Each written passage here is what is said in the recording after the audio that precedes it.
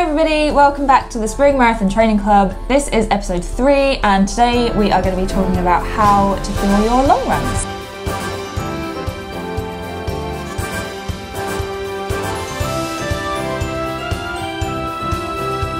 We want to get you running further, faster than ever before, as always, because that's what a marathon is all about. And a slight little disclaimer here, we're going to be talking about some nutrition things. We're not qualified nutritionists, but we've spent a lot of time running marathons. And yeah, this is just a little bit about what works for us and some tips and tricks that we use with all of our athletes out there. So yeah, people have got loads of weird and wonderful ways of fueling themselves for their long runs.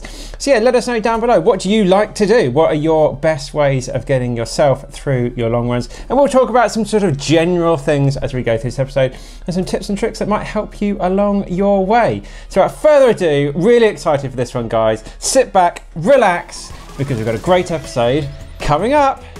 So yeah, as we've said before, there's loads of different types of ways we can do this. And no, I guarantee you, not one person has got the correct answer for this. So yeah, just following people on Instagram or whatever, or listening to us in a way, don't always listen to exactly what we're doing. We're just giving you some general ideas, but it's all about you to go out there and practice exactly what is going to be your strategy on race day. That's the most important thing, because everyone will have their own way of going about it. Right guys, so 1 to 2 hours before you're going to be heading out the door on race day or for your long run, let's have a little chat about how that timeline looks. Now, for a lot of people, it's really good. Little top tip, try and do your long runs at the same time as your goal race. If you're running London, why don't you start your long run every Sunday at 10 o'clock? It gets your body into that nice routine and you can practice this whole breakfast and getting everything ready for race day. So yeah, let's have a chat with Sarah. So Sarah, what's your typical morning routine looking like if you're heading out for a morning long run?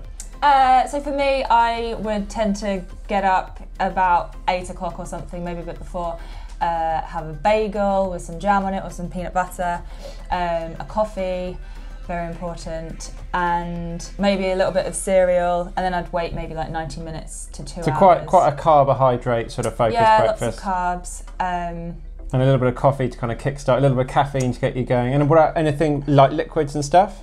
Always some water. First thing when I get up, have a glass of water, and then maybe a little one just before I head out for my run.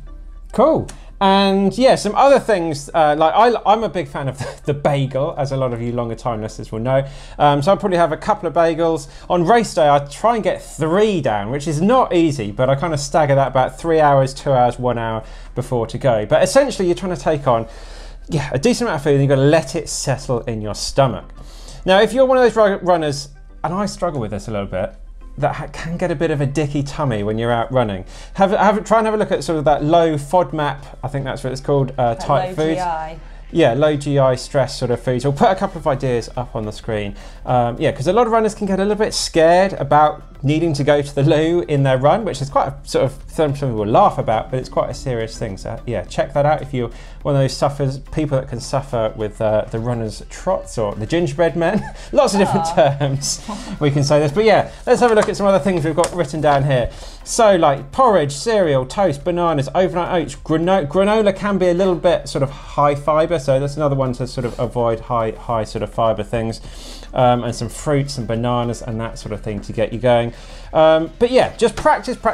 If you want to be out there having a bacon butty because you're going to be having one on race day, then yeah, crack on and go for that. But test it, see how you go on the long run. If you're diving into the bushes after the first 5K, make a note of it and don't do it next time. Don't do that one again. Lots of different things to try. If you want to see my what I eat in the day video, then click up here and yeah, see the kind of things we're having for our breakfast. So yeah, let us know, guys, what do you like to head out before your long run? How are you fueling that sort of thing before you head out the door? Right guys, so we're out on our run, running away, and yeah, everything's going to plan. So Sarah, how are you fueling this run that you're out on? When are you taking your gels and that sort of thing? What are you going to be doing?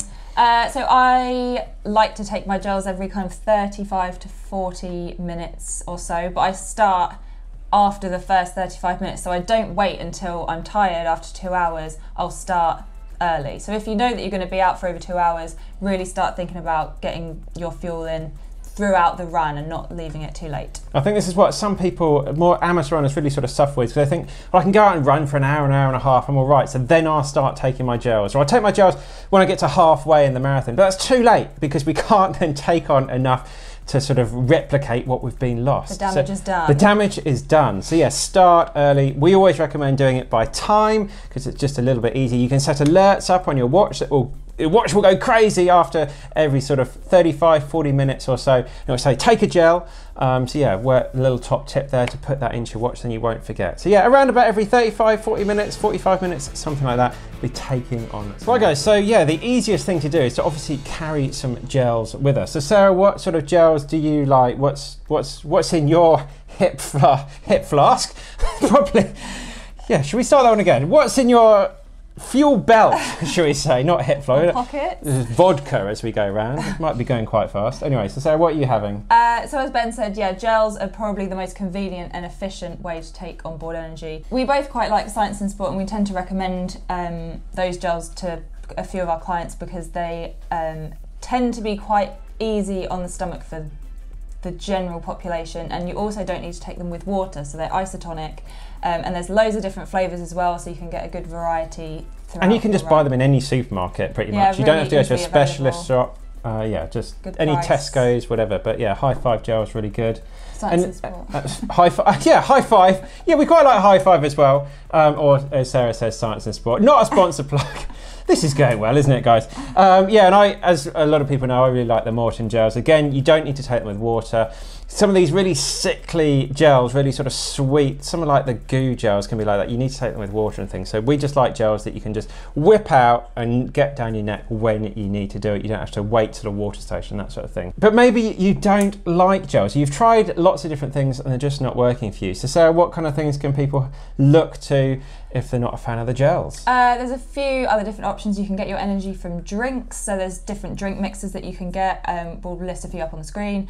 There's also like some chews, like jelly chews that you can get. You do have to take quite a lot of those jelly chews. Yeah, just have a look at the instructions for those, because to get the same amount you need to carry a lot, and so it might not be as and not good for your teeth as well. No, well, some people really like them, so yeah, it's just about finding what works for you and what you like. But some natural things like some dried fruits, some dates and apricots and bananas. But you just got to think about carrying this stuff as you go around. And what's going to be available to you on the race as well. Yeah, and do some research. Yeah, as Sarah says, what the aid station, we keep saying aid station like it's a trail race. What are the hydration stations giving out as you go around the course? Do some research. If you're running like London Marathon, then it'll be like Lucas Aids normally and that sort of thing. But they're all going to have big sponsors, and they're all going to want to give you their stuff. So practice with what they're giving out on the course. Put in an order, and yeah, and just see. Yeah, if you're running London, get some Lucas Aid gels.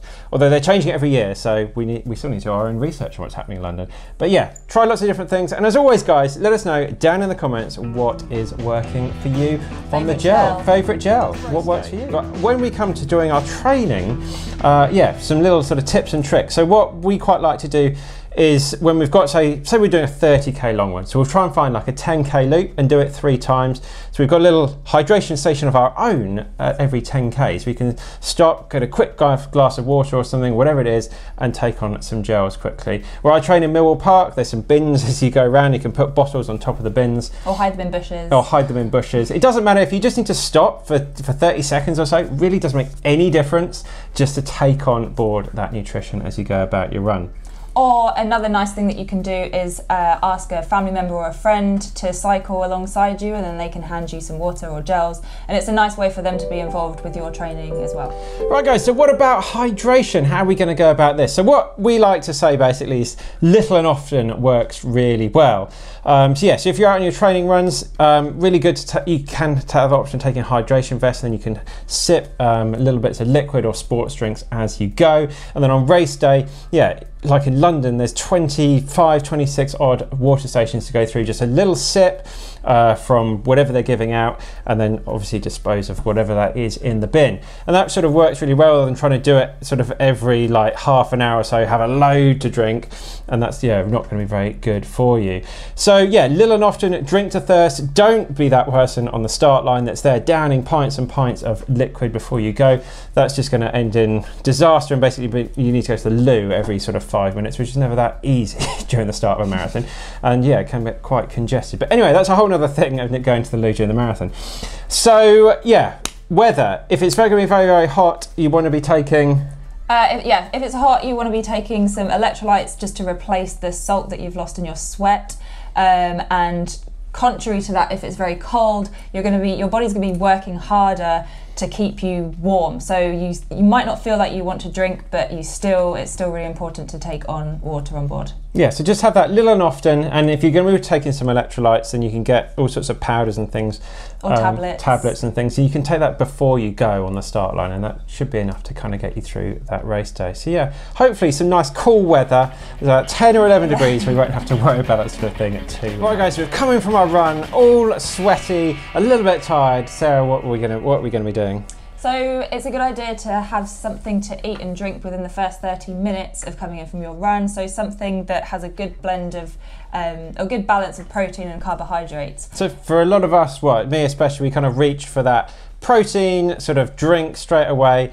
Yeah, and I would say it's really good to grab that as soon as you come in the door and then sort of settle down. If you're going to be having a big meal relatively soon after coming in, then you don't have to worry about that straight away. But we're kind of talking, if you just got back from a run, it's going to be 2 or 3 hours before your next meal. Then think about this golden window of about that half an hour sort of period of getting something properly on board quickly. But yeah, if you're going to be having a meal sort of half an hour later, then don't panic about it too much.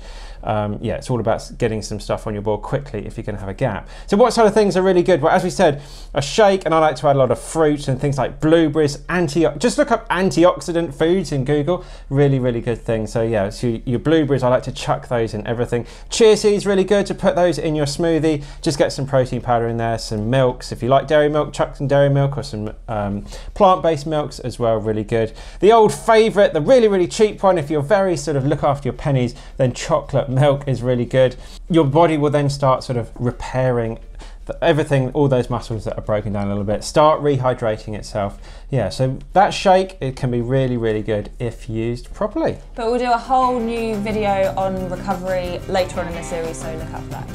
So there we have it, everyone. Hopefully that's helped you for your upcoming long runs, and just remember, it's never too early to start practicing your fueling and hydration strategies. So yeah, let us know how you're getting on. Are you going to be enjoying your long runs? It's all about practice, practice, practice. Practice makes perfect, and then come race day, yeah, hopefully it will all flow and you'll be used to it. It'll just be like another run, because that's all race day is. It's just a long run. It's just like your Sunday long run, just about sort of, yeah, putting that practice thing. And as we said earlier, guys, make some notes as you go along, and you know you can refer back to that about what's working. So Sarah, what are we talking about next week? What's coming up week 4? So next week we are going to be talking about how to build in some warm-up races. So if you've got any half marathons or 10Ks coming up, how to work your training around. And park runs, of course, people love a bit of a park run as they go through. Yeah. So how to build that into your plan, how to build that into your routine, what to do. Let us know what races you've got coming up, and then we can maybe talk about those a bit. Yeah, what races have you got coming up? Let us know down in the comments,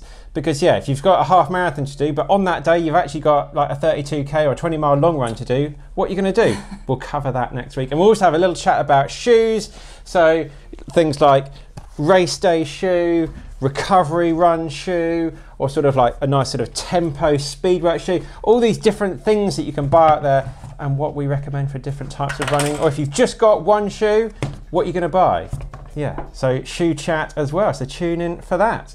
So that's it, guys. Thank you very much for following. We can't make these videos without your support, so like, share, subscribe to the channel, share it with your mates as well. Who's running marathons? Your friends that are running marathons out there, yeah, would love to know. Don't cover your face, Sarah. We love doing this, really, even though it's very late on a Friday night. Right, guys, thank you very much. And yeah, of course, the support with all that, my new haircut, with the hats, new hats coming out, hoodies, and all that sort of thing. We're going to go and have some dinner and get some sleep as well. And you guys, yeah, we really, really appreciate all the support you give us. And we can't wait to see you next Monday for episode number 4. So we'll see you then. Thanks very much, guys. We'll see you in the next one.